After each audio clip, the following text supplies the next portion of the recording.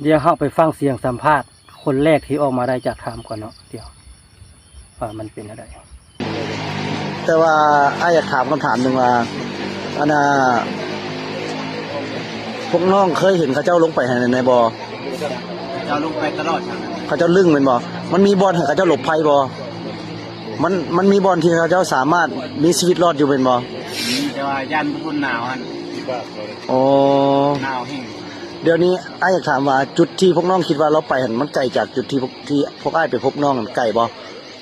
ไกลจากประมาณจากเมตรโอ้จะเปลี่ยนมาเลยนะ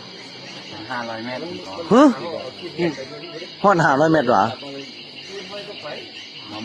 หลายแยกทางแคบค่อยไปบอยเขาขึ้นนั้นซิลีน้ำนี่บอลสูงแล้วเรามีบอลลี่สูงบ่ว่าหนาวว่าเท่าอยู่อันทว่าประเทศไทยสุดอย่างหนาวจะตาย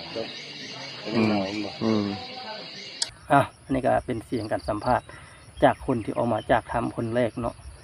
กับที่เราว่าเนาะข้างในมันก็หนาวเรื่องหนาวแน่นอนอยู่แล้วเนาะเพราะอยู่ในถ้ำเนาะมันเย็นมันหนาวเพราะมันมีน้ำขังเลยก็มันมีลมพัดตลอดเวลาเลยอยู่ในถ้ำเนาะ